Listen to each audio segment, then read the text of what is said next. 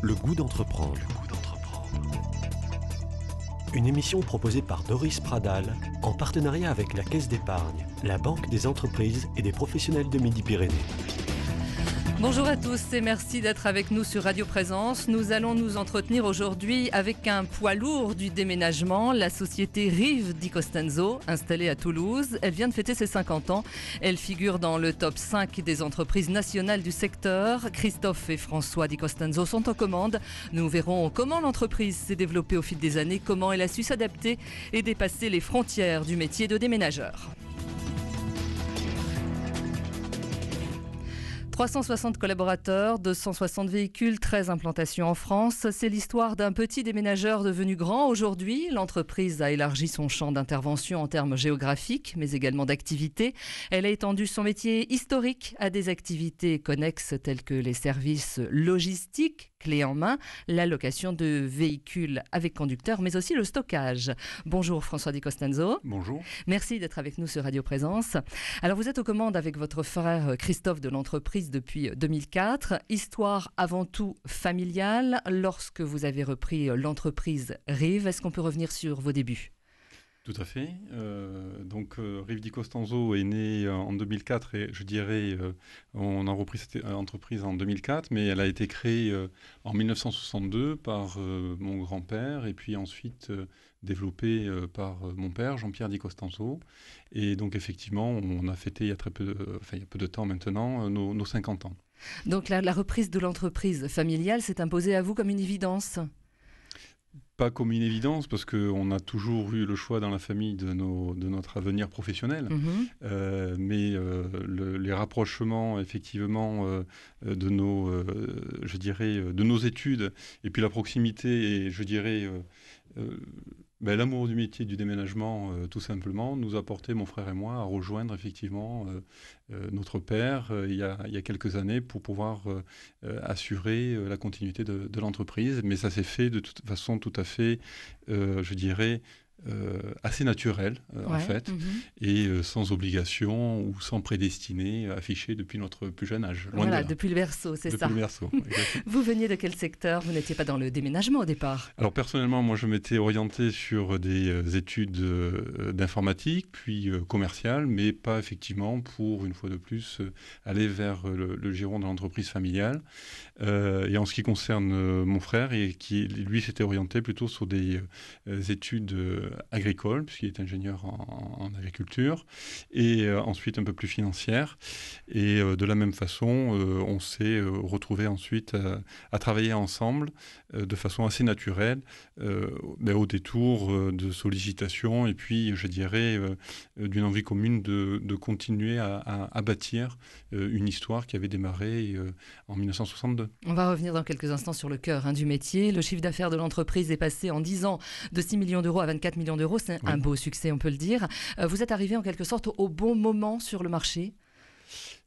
Je ne sais pas si on est arrivé au bon moment sur le marché. Je crois qu'on fait avec le marché que l'on a. En tout cas, on est arrivé avec des envies et des ambitions. Voilà. Donc après, le marché permet des choses, mais pas tout. Et le marché, il faut aussi se l'approprier et puis savoir développer de nouveaux produits, de nouvelles idées, pour pouvoir effectivement développer une entreprise qui était essentiellement basée sur les métiers du déménagement à l'origine, et que l'on a su faire évoluer vers d'autres produits, vers d'autres métiers et d'autres savoir-faire. Oui, on va en parler dans un instant. On va parler du marché des particuliers qui tout de même intéresse nos auditeurs. Vous ne réalisez que 10% de votre activité chez les particuliers, c'est un choix ? Alors que 10%, c'est parce que le chiffre d'affaires a augmenté d'année en année. Et donc le chiffre d'affaires de particulier a lui aussi augmenté, mais de façon moins importante par rapport aux autres activités qui peuvent être génératrices de gros chiffres d'affaires. Mais nous gardons très précieusement effectivement l'offre aux particuliers ou aux collaborateurs, c'est-à-dire le particulier qui a une mobilité dans le cadre de sa vie d'entreprise, que ce soit au niveau national ou international d'ailleurs, puisqu'on déménage sur toute destination de porte à porte. Donc c'est une activité à part entière. Certes, le chiffre d'affaires a une croissance moins appuyée, mais ça reste un chiffre d'affaires assez conséquent donc pour une entreprise de déménagement.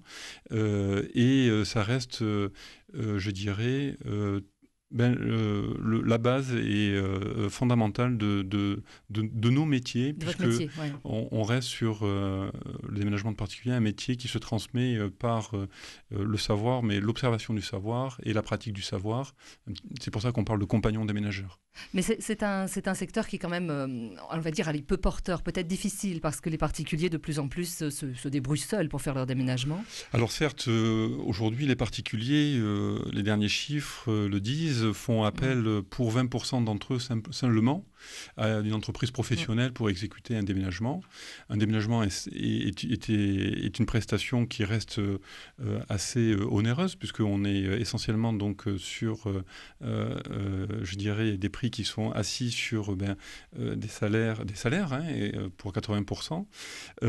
Et donc effectivement, il y a aussi le faire par soi-même qui a pris beaucoup d'ampleur dans notre société aujourd'hui. Donc il a fallu chercher effectivement d'autres produits, d'autres métiers pour pouvoir effectivement croître et dans un secteur qui est assez concurrentiel aussi dans le déménagement particulier. Oui, tout à fait. Donc le cœur aujourd'hui de votre activité, vous êtes présent dans les entreprises industrielles, les administrations. Oui. On va peut-être venir un peu sur ce secteur d'activité là qui est quand même important, qui représente une grosse partie de votre chiffre d'affaires. Oui, une bonne moitié, oui. Comment vous intervenez concrètement donc dans les entreprises, dans les grosses entreprises? Est-ce que vous pouvez nous donner quelques exemples? Est-ce que parfois vous vous apparentez à des déménageurs de l'extrême? Le terme me plaît, mais effectivement, parce qu'il faut être imaginatif et savoir créer de nouvelles choses tous les jours pour pouvoir nous adapter à la demande et aux besoins de nos clients. Alors, ces marchés, on les a tout simplement captés en grandissant, et on s'est aperçu que nos donneurs d'ordre, qui étaient eux-mêmes déménagés à titre particulier, avaient besoin de nos savoir-faire dans leurs entreprises pour les accompagner de façon ponctuelle, parce qu'une entreprise change de siège social, par exemple, doit déménager. Donc, on s'est occupé dans un premier temps de déménager les bureaux. On a développé notre activité de déménagement sur le déménagement, ce qu'on appelle le déménagement administratif et de bureaux, que ce soit sur le secteur privé ou public, d'ailleurs. Et petit à petit, il a fallu aussi s'intéresser aux outils de production de nos clients.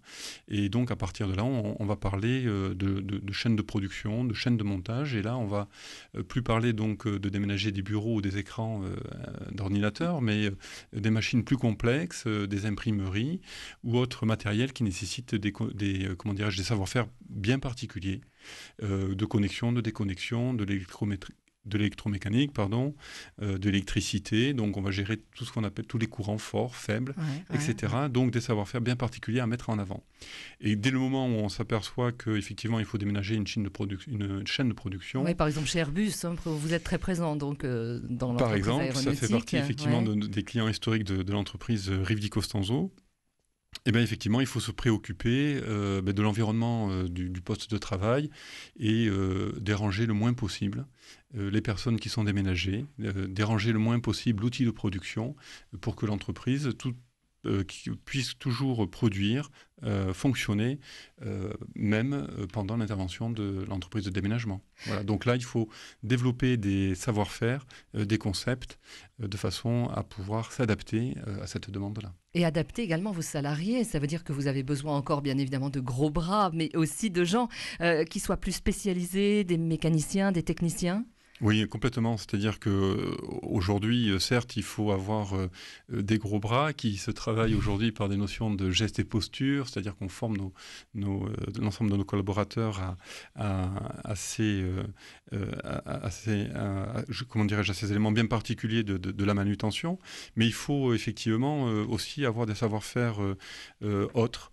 Je disais tout à l'heure, électromécanicien, électricien, mais aussi avoir des savoir-faire en amont d'accompagnement pour construire un projet de déménagement. On ne déménage pas du jour au lendemain une cinquantaine, une centaine, 200, 300, 400, 500 postes de travail comme cela. Il faut penser quels sont les impacts que va entraîner notre intervention. Donc il faut organiser, planifier et coordonner l'ensemble donc des prestataires qui vont intervenir de près ou de loin à un déménagement de siège social et à l'intégration d'un nouveau plateau de travail ou d'un nouveau bâtiment pour notre client. Pas de place pour l'improvisation. Pas du tout.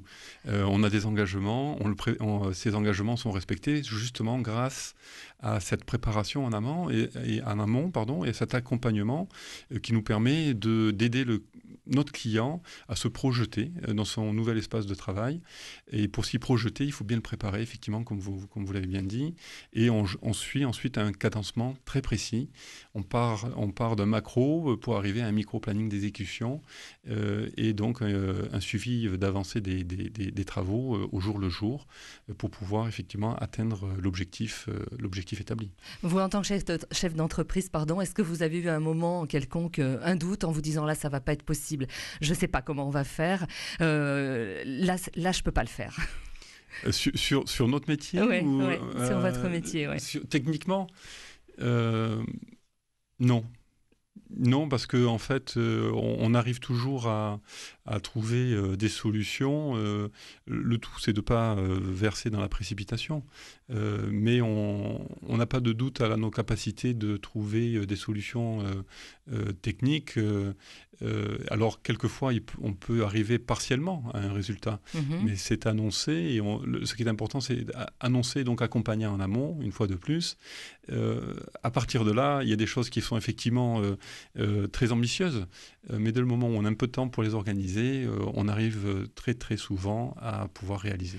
On va pouvoir parler très rapidement, avant la deuxième partie de cette émission, de votre dernière actualité concernant le rachat à Reims d'une société d'archivage. Oui, tout à fait. En quoi va consister votre métier sur ce point particulier, sur l'archivage de documents ? L'archivage, ça fait partie effectivement des métiers que nous avons.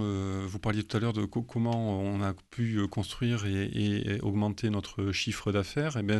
L'archivage fait partie de ces métiers qui étaient des métiers qui vivaient de façon, je dirais, annexe aux autres produits de l'entreprise jusqu'à présent, et dont Rive di Costanzo a maintenant décidé d'en faire, un produit à part entière. Et donc cette acquisition de l'entreprise Archimède sur Reims fait partie effectivement de notre plan de développement, de façon à appuyer notre présence sur ce métier de l'archivage que nous avons aujourd'hui maintenant sur 2 sites, Toulouse et Reims maintenant. D'accord. Donc sur un dépôt d'un peu plus de 1000 m², nous entreposons de façon pensée les archives de différents de nos clients, et ça va permettre d'offrir à notre entreprise un positionnement géographique complémentaire au nord maintenant, moins au sud que ne l'est Toulouse, pour pouvoir effectivement faire face à la demande de reprise de fonds d'archives et de gestion de fonds d'archives. Un nouveau marché qui s'ouvre. Oui. On va en parler dans un instant. Vous restez bien sûr avec nous. À tout de suite.